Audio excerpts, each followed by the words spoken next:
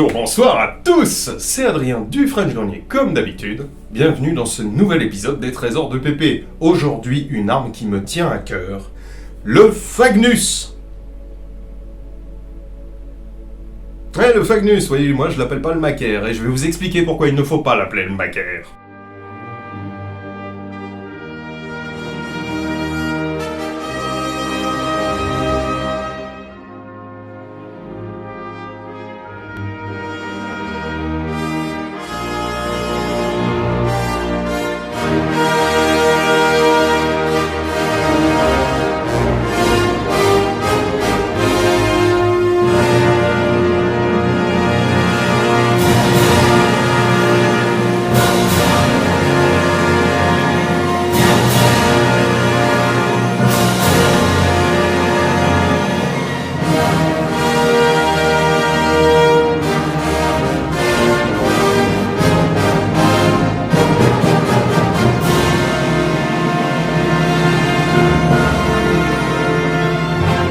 Alors le Fagnus, nous reparlerons du coffret juste après. Le Fagnus, dans la dénomination française, c'est modèle perfectionné d'officier de l'armée française. C'est en fait notre 74, mais amélioré puisqu'il bénéficie du chien rebondissant qui fait tant défaut au modèle 1874 et 1873 d'ailleurs par rebond. Le Fagnus est une arme magnifique. Le Fagnus est une arme très soignée. La maison d'Alexandre Fagnus est plutôt connue pour pondre des armes d'une très grande qualité et ça se retrouve sur tous les exemplaires de ce revolver-là. Tous ceux que j'ai vus, bon j'en ai vu que 4 mais ça fait tout de même 4, étaient d'une qualité redoutable. Celui que vous ne devez pas appeler le revolver Macaire dispose donc de ce chien rebondissant, d'une clé latérale qui permet de venir déverrouiller la plaque de recouvrement du mécanisme. C'est sublime, c'est ajusté au micron près, c'est incroyable. Toutes les pièces internes de Fagnus, à ma connaissance, étaient bouchonnées. Alors, le bouchonnage en très gros, c'est une technique qui vient très finement poncer de petits cercles qui viennent s'empiler les uns au-dessus des autres, comme des écailles, si vous voulez. Et ça permet déjà un intérêt esthétique tout à fait appréciable, mais aussi, bien entendu, comme toutes les finitions, c'est une protection. Pendant qu'on en est aux pièces internes, elles sont toutes numérotées et c'est l'ordre de démontage, exactement comme sur le 1892 français. Remettons-lui sa poignée, refermons tout ce bazar et hop. Parlons un petit peu de l'arme. Elle bénéficie aussi d'une sûreté de barillet, que certains pourraient dire un peu aléatoire parce que sujette à l'usure, mais malgré tout, bien pensée. On va dire que pour le tireur moderne, c'est un peu particulier, je vais vous expliquer là tout de suite maintenant pourquoi. En fait, quand vous ouvrez la portière, il y a ici un petit ergot qui vient s'enclencher dans de petites entailles à l'arrière du barillet, ce qui fait que il ne peut plus bouger.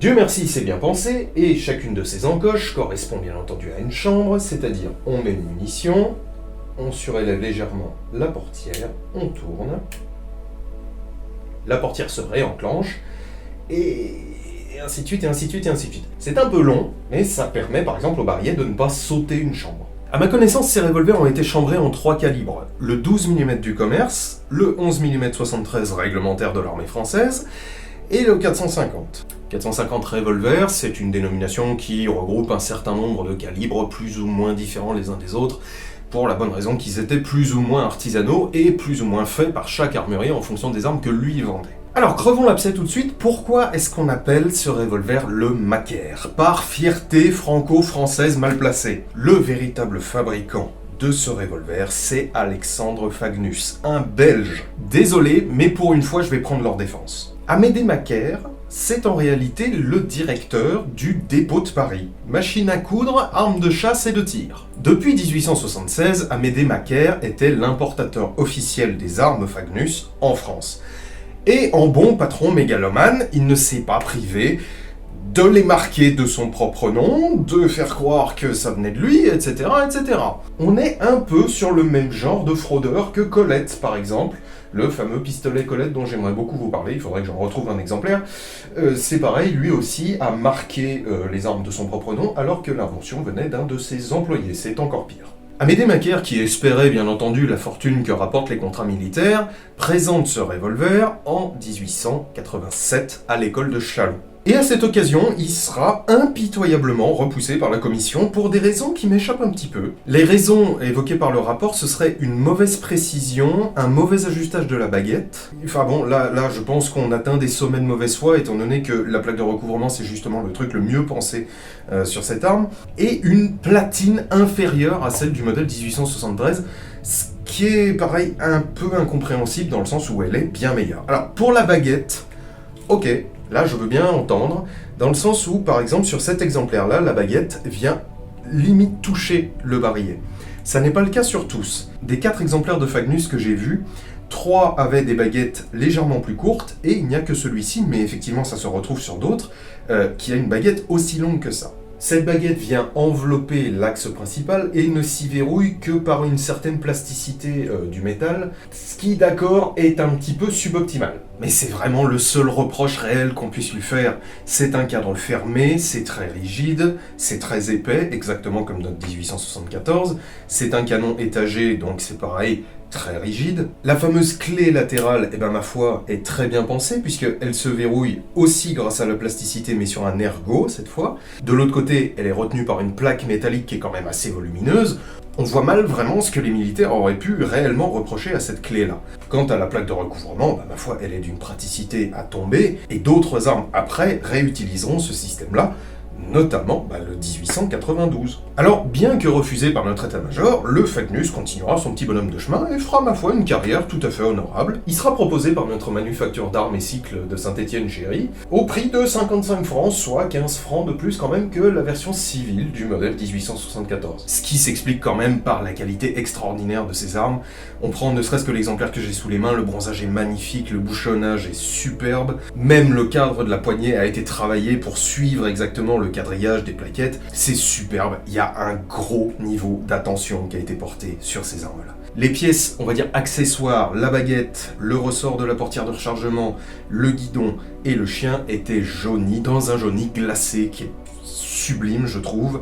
Pareil pour certaines vis. Cet exemplaire-là en particulier présente une petite particularité, il a eu 2 revendeurs français. Le premier, c'est Varin, à Bar-le-Duc, c'est inscrit ici à l'arrière du cadre, et le second, c'est Lardin, également à Bar-le-Duc, cette fois c'est marqué sur le pan supérieur du canon. Ils sont tous matriculés, ils ont tous la mention acier fondu, et sous les plaquettes, il y a également, le plus souvent, des poinçons, dont celui de Fagnus. Alors il faut aussi noter que, bien que le Fagnus n'ait pas eu de carrière militaire chez nous, il a été réglementaire dans l'armée danoise, sous le nom de Omdreigningspistol, modèle 80. Alors on a parlé un petit peu de l'arme, parlons vite fait du coffret. C'est un coffret en bois, entoilé de toile noire, clouté sur les bords, avec une petite plaque de laiton sur laquelle normalement il y a le nom du propriétaire, mais il se trouve que celle-là n'a jamais été gravée. Quand on ouvre, c'est un coffret compartimenté à la française, en velours bleu, qui a un petit peu viré vert, blanc par endroits.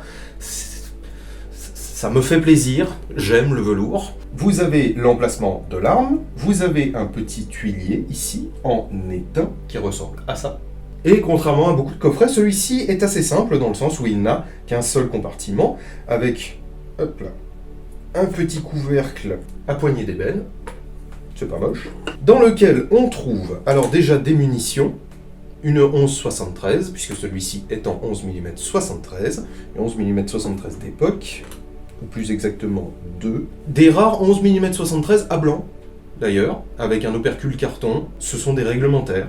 C'est très rare, j'en avais jamais vu avant d'avoir ce coffret, il y en a quelques-unes. On a ici une petite baguette de nettoyage en bois, c'est du noyer, avec 2 écouvillons, un en poil et un en coton. Pour terminer l'ensemble, on a un petit tournevis avec un manche en bois, pareil c'est du noyer noirci, avec une petite garniture d'argent quand même, parce que voilà, c'est un coffret, ça coûte cher, il faut y mettre les moyens.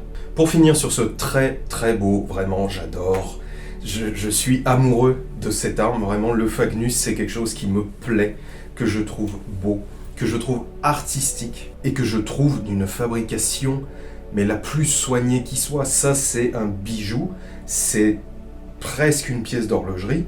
Dans le sens où la mécanique est relativement simple. Mais la moindre pièce, c'est ce que je dis souvent d'ailleurs aux clients qui voient ce genre de truc, la pièce la plus simple c'est l'élévateur et je pense que je mets 2 mois à la refaire. C'est vraiment d'une fabrication extraordinairement soignée. Et donc pour finir, on va rendre à Fagnus ce qui appartient à Fagnus. Alexandre Fagnus a breveté ce revolver-là le 15 décembre 1876. C'est le brevet 041092. Voilà. Ça a été un grand plaisir de vous montrer une arme qui vraiment, moi, me plaît énormément. Je vous dis à très bientôt. J'espère que ça vous aura plu. Mangez des légumes, buvez de l'eau. Ciao!